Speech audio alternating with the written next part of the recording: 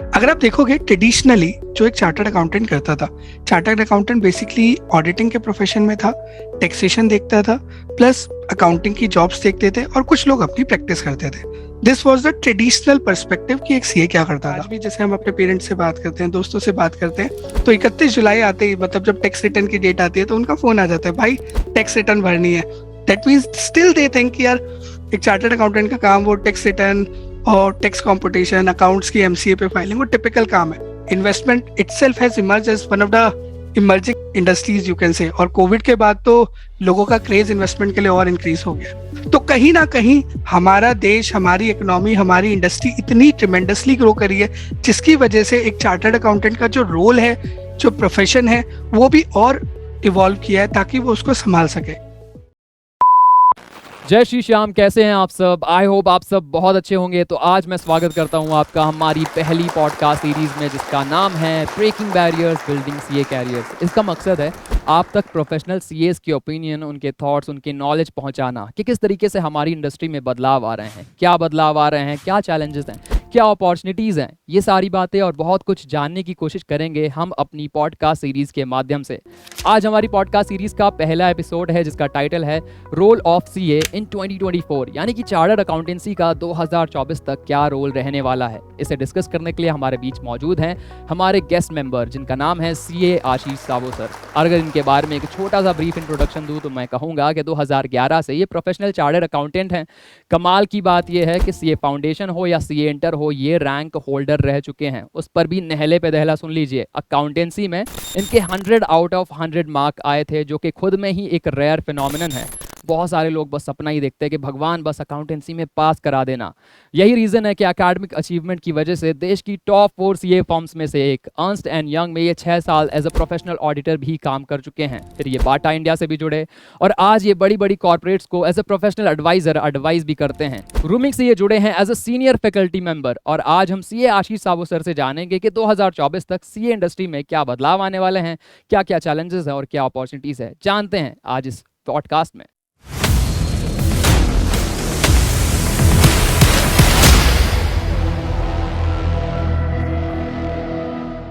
Thank you sir for joining us. अपने busy schedule से ये टाइम निकालने के लिए बहुत बहुत शुक्रिया।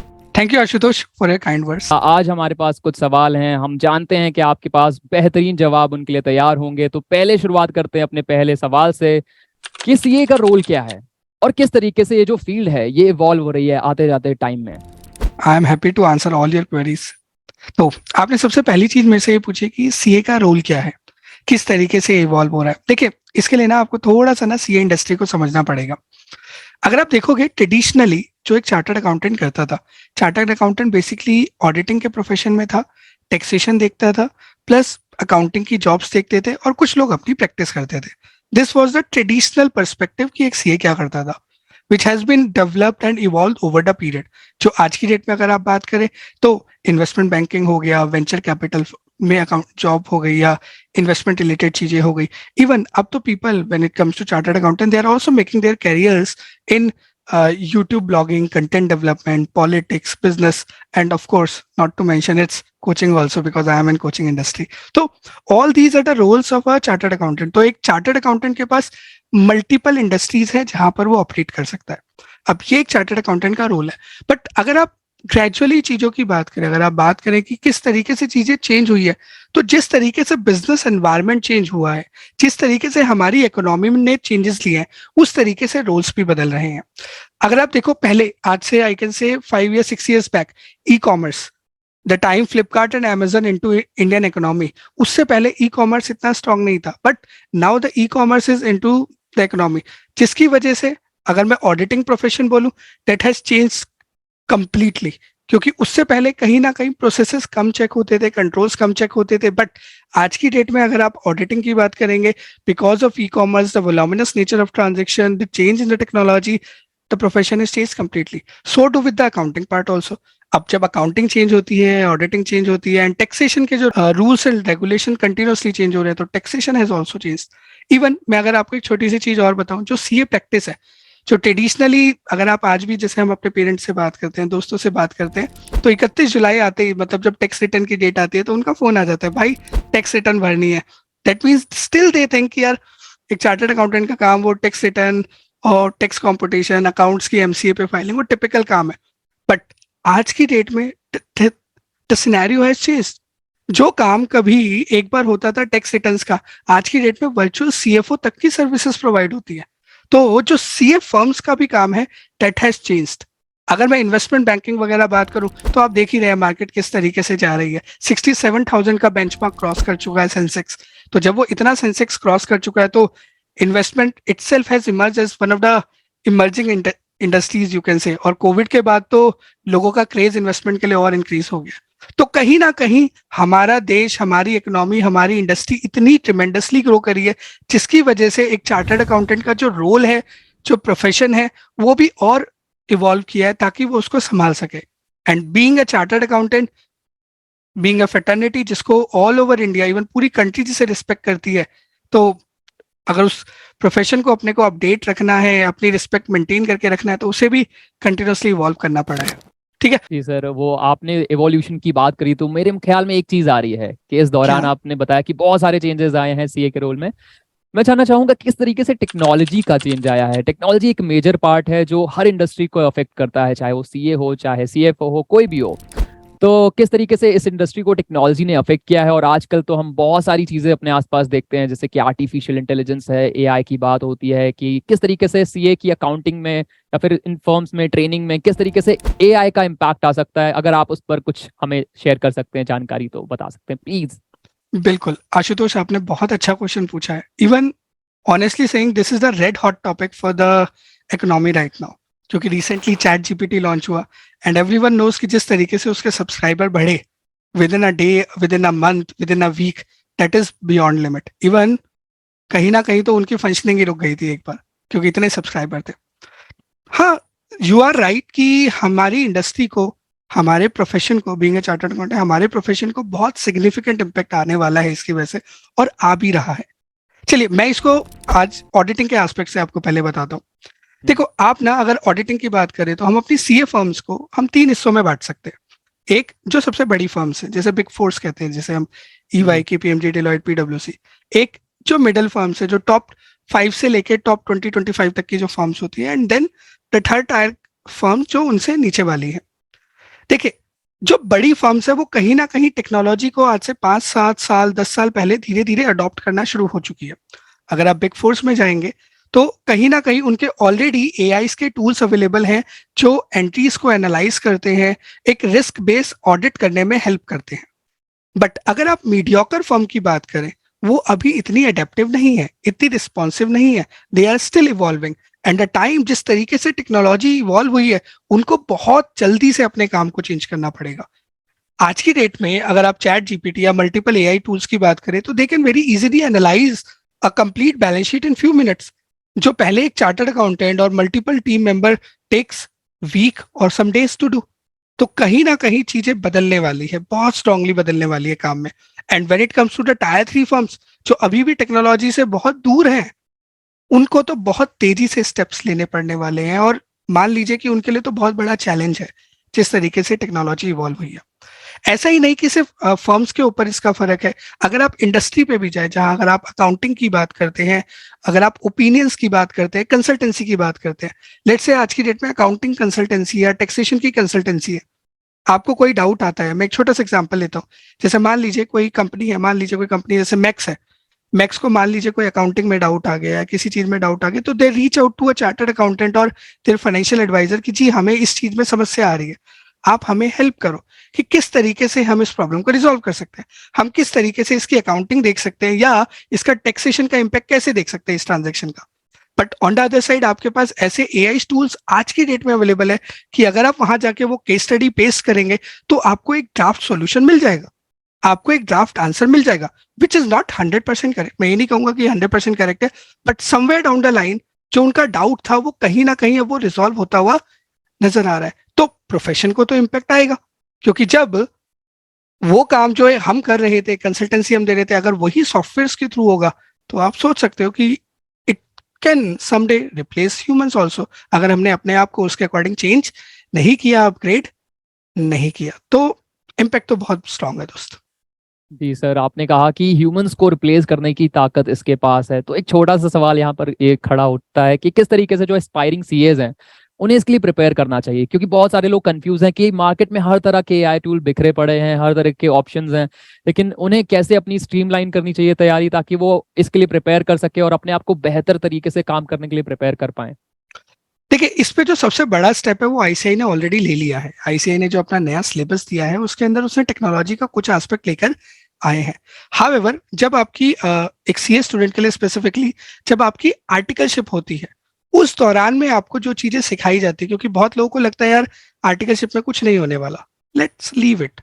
बट अगर आप आर्टिकलशिप को फोकस करेंगे ना तो वहां पे आपको बहुत चीजें सिखाई जाएंगी, बहुत एनालिटिकल स्किल्स सिखाई जाएंगी जिनकी मदद से आप टेक्नोलॉजी को टैकल कर सकते हैं। देखो, एक छोटी सी बात याद रखना, technology is not going to replace humans, technology is going to replace the idleness and the redundancies of the human. क्योंकि ये एक ऐसा टूल है, अगर जिसको आपने अच्छे तरीके से यूज किया तो आपकी इफिशिएंसी और इफेक्टिवनेस बहुत हाई होगी, बट अगर नहीं किया ना तो आपको बाहर जाने में समय नहीं लगेगा। तो एक सीए स्टूडेंट को भी क्या है, उसको भी ना एक अपना ना अंडरस्टैंडिंग, एनालिसिस बहुत अच्छा रखना होगा। उसको जो कंसेप्ट समझना है, उसकी जो एप्लीकेशन है वो अच्छे तरीके से समझनी होगी। And when it comes to applying a technology, अगर उसने टेक्नोलॉजी को थोड़ा भी समझ लिया, जिस भी ऑर्गेनाइजेशन में जा रहा है वहां पे एक बेसिक लेवल भी समझ लिया और उसके साथ अपनी एबिलिटी को ऐड कर दिया, तो काम बन जाएगा। Let's take a simple example. मान लीजिए आज की डेट में आप बोलते हैं कि आपको कोई बैलेंस शीट एनालाइज करनी है।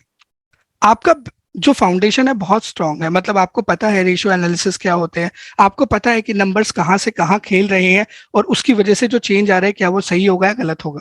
अब मैं आपके हाथ में एक ऐसा टूल दे दूं जो आपके लिए बैलेंस शीट एनालाइज कर सकता है, तो जब आप उस टूल को यूज करेंगे ना, आप उसके अंदर ऐसी ऐसी कमांड्स डालेंगे जो आपको इतना अच्छा रिजल्ट देगी जिसकी कोई मतलब आई कैन से जो बहुत वैल्यूएबल होगा। बट अगर आपका फाउंडेशन ही वीक है, अगर आपको एनालिसिस आता ही नहीं है, तो आपके हाथ में अगर मैं एक टेक्नोलॉजी दे भी दूंगा ना तो भी आप उससे उतना अच्छा रिजल्ट नहीं निकाल पाओगे। आप उससे प्री डिटरमाइंड स्टैंडर्ड फॉर्मेट पे ही चीजें निकाल पाओगे। ये तो वही बात होगी कि एक छोटे बच्चे को आपने पैसा तो दे दिया बट उसे पैसे की वर्थ नहीं पता। सेम वे में अगर आपका फाउंडेशन वीक है, अगर आपको आपका स्किल सेट वीक है, तो आप टेक्नोलॉजी को यूज ही नहीं कर पाओगे। सिंपल सी बात है। जी सर, बहुत सही बात कही आपने कि अगर आपको अपनी फाउंडेशन स्ट्रॉन्ग करनी आती है तो आप किसी भी चीज़ को टैकल कर सकते हो, किसी भी चीज़ को मास्टर कर सकते हो। तो इसी के साथ एक सवाल ये खड़ा होता है कि ग्लोबली जो सिनेरियो हमारा चल रहा है, लैंडस्केप जैसे जैसे बदल रहा है, उसमें सीए की इंपॉर्टेंस किस तरह से रहने वाली है, और आगे चलकर जो अगला साल आने वाला है 2024, किस तरीके से इस इंडस्ट्री में बदलाव हम एक्सपेक्ट कर सकते हैं, क्योंकि ग्लोबली बहुत सारी चीज़ें एक साथ चेंज हो रही हैं। तो इसमें रोल क्या रहने वाला है सीए का, और किस तरह से हम ये बदलाव एक्सपेक्ट कर सकते हैं? आशुतोष, आपने बहुत अच्छा क्वेश्चन पूछा है, स्पेसिफिकली फॉर दोज पीपल जो अब they will be going to be chartered accountant in 6 month और अ ईयर, स्पेसिफिकली उनके लिए। देखिए, जिस तरीके से हमारी ग्लोबल इकोनॉमी बढ़ रही है, ग्लोबल इकोनॉमी आपके लिए दोनों चीजें लेकर आ रही है। It is coming with a threat also, it is coming with a opportunity also. Now it's on you how you want to perceive it. Let me talk about threat first, क्योंकि opportunity के लिए तो सब interested होते हैं। आज की date में थ्रेट की बात करते हो तो आप यूरोप को देखिए, यूरोप की मार्केट नीचे, चाइना नीचे, यूक्रेन वैसे ही पूरा का पूरा बॉम्बार्डेड है। तो कहीं ना कहीं आपकी जो ग्लोबल इकोनॉमी है ना वो कंस्ट्रेंट में आती जा रही है। और जैसे ही वो कॉन्स्टेंट में जाती है तो क्या फर्क, क्या क्या चीजों पे फर्क पड़ेगा। अगर मैं सीए को छोड़ दूं, वैसे ही बात करूं, जैसे ही यूएस इकोनॉमी और यूरोप इकोनॉमी पे फर्क पड़ता है तो हमारी टेक्नोलॉजी इंडस्ट्री पे फर्क पड़ता है। क्योंकि बहुत सारा टेक्नोलॉजी का जो काम है, आईटी सेक्टर है जो बैंगलोर में ऑपरेट कर रहा है, हैदराबाद में ऑपरेट कर रहा है, वो आउटसोर्स वर्क है, तो उनको फर्क पड़ेगा। करेक्ट। दूसरी चीज, जब ये इन कंट्रीज के अंदर फर्क पड़ने वाला है तो इनसे जो रॉ मटेरियल आता है, जैसे स्पेसिफिकली अगर मैं अपनी ऑटोमोटिव इंडस्ट्री की बात करूं, तो वहां पे जो रॉ मटेरियल चाहिए वो चाइना से काफी हद तक आता है, स्टील वगैरह, ताकि आप गाड़ियां बहुत अच्छे तरीके से बना सको। अब इन कंट्रीज को एक अफेक्ट पड़ेगा तो यहाँ पर आपके रॉ मटेरियल सप्लाई चेन के बेसिक स्टार्टिंग पॉइंट को अफेक्ट पड़ गया। जब आपकी सप्लाई चेन अफेक्ट पड़ गई तो सोच लो कि पूरा का पूरा आपका मैकेनिज्म इम्पैक्ट आ जाएगा। और जब उसमें इम्पैक्ट आएगा तो कहीं ना कहीं प्राइसिंग हाइज होंगे, कॉस्ट कटिंग होगी, जॉब्स कम निकलेंगी। तो आप समझ सकते हैं कि जो एस्पायरिंग सीएज है उनके लिए कहीं ना कहीं चीजें चैलेंजिंग रहेगी। तो एक एस्पेक्ट तो यह है जहां पर अपॉर्चुनिटीज कम होती हुई नजर आती है, चैलेंजेस नजर आते हैं। बट अगर आप दूसरी साइड देखो, इंडिया जिस तरीके से रिलेशंस बिल्ड कर रहा है, whether it is France, whether it is Japan, whether it is Russia, whether it is Dubai, even these countries are recognizing chartered accountant as a profession. कुछ पर्टिकुलर अगर आप टेस्ट और दे दे, कोर्सेज अगर आप हल्के फुल्के और कर ले, तो आप वहां पे एक अच्छे तरीके से अकाउंटिंग में काम कर सकते हैं। They are recognizing you. India के बहुत सारे ऐसे बच्चे हैं जो सीए करके दुबई जाते हैं। इवन मैं आपको बताऊं, इंग्लैंड का भी बताऊं, मल्टीपल इंडियन कंपनीज ऐसी है जो वहां पर अपने रिसोर्सेज को डिप्लॉय कर देती है, यहाँ से आपको सेकंडमेंट दे देती है कि वहां जाके करिए काम। तो आपके लिए एवेन्यूज भी खुलते जा रहे हैं। अब now it's on you how you want to perceive it. वो एक बहुत प्यारी सी सेइंग है ना कि, let me just share it with you, Yeah. कि जब मैं जमाने को बदलने चला तो कुछ ना बदला, जब मैंने नजरिया बदल दिया तो पूरा जमाना बदल गया। तो Thank you, this is sir. The Thank you for only that point, kind. This is the only point, the globalization. क्योंकि आज की डेट में ग्लोबलाइजेशन की वजह से ऐसा तो नहीं है कि अगर ग्लोबल में फर्क पड़ेगा तो हमारी इकोनॉमी बाहर रह जाएगी। हमारी इकोनॉमी को भी देखो फर्क तो पड़ेगा ही पड़ेगा, चाहे हाँ उतना स्ट्रॉन्ग इम्पैक्ट नहीं आएगा, बट इम्पैक्ट तो आएगा। रिसेंट अगर आप न्यूज देखेंगे तो मल्टीपल न्यूज आ रखी थी कि world wide recession is coming, but India is still safe. But Yes. India is still affected when it comes to pricing, job opportunities, employment, growth and everything. आज की date में आप Tata Motors के number उठा के देख लो जून क्वार्टर के, आपको पता लगेगा मार्च क्वार्टर और दिसंबर क्वार्टर के नंबर से कम है। और अगर मैं पिछले साल के जून क्वार्टर के नंबर्स के कंपेयर करूं तो हार्डली 5% का वेरिएशन है। तो ग्रोथ तो दिखी ही नहीं। तो कहीं ना कहीं हमारी इकोनॉमी को फर्क तो पड़ गया। तो now it's on you how you want to deal with it, how a aspiring chartered accountant wants to deal with it, ये उसका पर्सपेक्टिव है। जी sir, thank you for your insights. एक छोटी सी बात यहाँ पर आती है, मैं कहूँ कि बहुत बड़ी बात है, छोटी तो नहीं है, कि आपने बताया कि सीए के पास कितने सारे चैलेंजेस है प्रिपरेशन में, चाहे वो सीए फाउंडेशन हो, इंटर हो, फाइनल हो। तो जब इतने सारे चैलेंजेस अचानक से घेर लेते हैं, जैसे कि अभी तो प्रिपरेशन के चैलेंजेस अलग होते हैं, बाद में जब हम इंडस्ट्री में आते हैं तो अलग चैलेंजेस होते हैं, तो ऐसे में एक पॉजिटिव माइंडसेट बनाकर चलना कितना इंपॉर्टेंट होता है और किस तरीके से बना के रखा जा सकता है, अगर आप इस पर थोड़े सा हमें बता सके कुछ।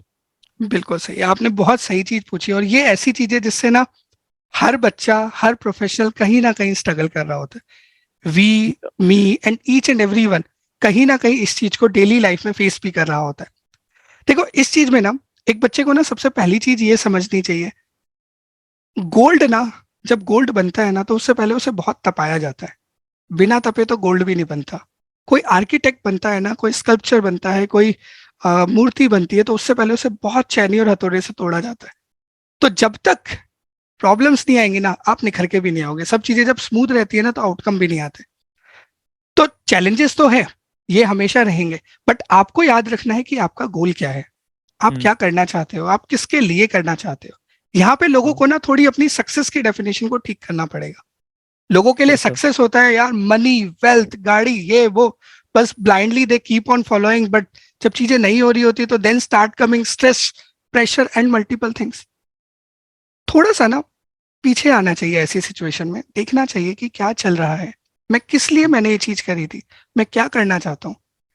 Late me take a simple example, मैं अगर अपना ही एग्जांपल लूँ, I belong to a family जो बिल्कुल I can say below ground, और यू कैन से बहुत ऐसी फैमिली थी जहाँ पे ये भी नहीं पता कि बच्चे को कैसे पढ़ाएंगे, क्या नहीं पढ़ाएंगे, क्या करेंगे, कैसे करेंगे, पता नहीं कुछ भी। ये सिचुएशन होती थी। When I started doing CA, I did my CA, then started my job. जब पढ़ाई कर रहे थे तो लगता था पास कैसे होंगे, तब मम्मी पापा को देखते थे कि यार ये डे इन डे आउट मेहनत कर रहे हैं तो let's do it. Thakur ji की दया से हो भी गए। तो वहां पे नेगेटिविटी आती थी कि यार मेरे पास उतने रिसोर्सेज नहीं है, बाकी लोगों के पास इतने रिसोर्सेज हैं। सेकेंड चीज, रिजल्ट इतना कम है, मैं कैसे पास करूंगा, ना मेरे पे रिसोर्सेज, ना मेरे पे इतनी guidance, I belong to a backward area, how I am going to clear it. Challenges था, बट आपको एक ऑब्जेक्टिव था कि हाँ मुझे करना है। आप किसी को अपनी इंस्पिरेशन लेके चलते थे, हाँ यार मेरे मम्मा पापा इतनी मेहनत कर रहे हैं, I can do it, let me try for it. जब आपने कोशिश करी, हो गया। चैलेंजेस हर पर्सन के साथ है, बट व्हाट मैटर्स इज आप इंस्पिरेशन कहाँ से ले रहे हो, आपका ऑब्जेक्टिव क्या है। जब आप जॉब में गए, जब आपने प्रोफेशन में काम किया, वहां पे अलग चैलेंजेस थे। ऑफिसेज की अपनी अलग पॉलिटिक्स होती है, ऑफिसेज का अपना अलग तरीके का काम होता है। वहां पे आपने खुद को सस्टेन करना पड़ेगा कि हाँ यार मेरा काम क्या है, what is my objective and how can I achieve it, let me focus on that. Result जो होगा ठीक है, लेट इट बी, रिजल्ट मेरे कंट्रोल में नहीं है। मेन फ्रस्ट्रेशन इसलिए आती है क्योंकि आप रिजल्ट को कंट्रोल करना चाहते हो, आप प्रोसेस को कंट्रोल करो। महेंद्र सिंह धोनी से अगर आप कभी भी पूछोगे ना, तो ही ऑलवेज सेज कि यार प्रोसेस ठीक होना चाहिए, रिजल्ट ऑटोमेटिकली ठीक आएगा, and which is substantiated by the IPL result. जहां पर अगर हम रिसेंट आईपीएल की बात करें, जहां पे कोई बड़ा नाम उनकी टीम में नहीं है, but still they emerged as a winner. क्यों? प्रोसेस। विराट कोहली से अगर आप बात करो, विराट कोहली ऑलवेज सेज कि यार अगर मैंने फोकस किया होता ना, मुझे इतनी सेंचुरीज बनानी है, तो मैं कभी नहीं बना पाता। I focused on my process, result is the outcome. Same way में कोई भी पर्सन जो चाहे स्टडीज कर रहा है या चार्टर्ड अकाउंटेंट बन चुका है, उसे ना प्रोसेस पे फोकस करना चाहिए। रिजल्ट उसका ऑटोमेटिक आउटकम है, अगर प्रोसेस ठीक है रिजल्ट भी ठीक होगा। ठीक है। Thank you so much sir for sharing your deep insights. ये बातें जानकर ज्यादा अच्छी लगी कि प्रोसेस पर अगर हम फोकस करते हैं तो हमारे रिजल्ट्स इतने मैटर नहीं करते हैं। और 2024 की जब हम बात करते हैं कि किस तरीके से सीए का जो सिनेरियो है वो बदल रहा है, बहुत सारे चैलेंजेस आ रहे हैं, बहुत सारे एआई टूल्स आ रहे हैं जो क्या कहा जाता है कि रिप्लेस भी कर सकते हैं इंडस्ट्री में ह्यूमंस को। लेकिन इन सब चुनौतियों के बीच में, इन सारे चैलेंजेस के बीच में हमें जो चीज़ पे फोकस करना है वो है कि हम अपनी प्रोसेस को कंप्लीट करें, जो हमारे पास टास्क हैं, हमारे पास जो ड्यूटी है उसे सही तरीके से निभाएं। अपना जो राइटियस कहते हैं ना हिंदुइज्म में, कि अपना राइटियस धर्म करो तो फिर तुम्हें फल की चिंता नहीं करनी पड़ती है। तो उस तरह से मुझे ये पूरा पॉडकास्ट निकलते हुए आ रहा है और मुझे एहसास हो रहा है कि किस तरीके से जितने भी हमारे एस्पायरिंग स्टूडेंट्स हैं उन्हें काफी कुछ जानने को मिला होगा आज इस पॉडकास्ट से। शुरू से लेकर आखिर तक जितने भी क्वेश्चंस थे, अगर आपको कोई भी डाउट्स है स्टूडेंट्स पूछ सकते हो कमेंट पे। और इसी तरह के जितने भी पॉडकास्ट हैं वो हम और भी लेकर आते रहेंगे, जहां पर इंडस्ट्री से जुड़े और भी जो हमारे चार्टर्ड अकाउंटेंट्स हैं, प्रोफेशनल्स हैं, वो जुड़ेंगे हमारे साथ और आपकी जितनी भी क्वेरीज हैं, जितने भी क्वेश्चंस हैं, उन्हें रिजॉल्व करने की कोशिश करेंगे। आई होप आपने ये पॉडकास्ट अच्छे से एंजॉय किया। आप अपने फीडबैक्स जरूर दें। मिलेंगे अगले वीडियो में, तब तक के लिए शुक्रिया, गुड बाय, टाटा, जय Shri Shyam. Thank you thank very you sir. Much. Thank you sir. Thank you so much.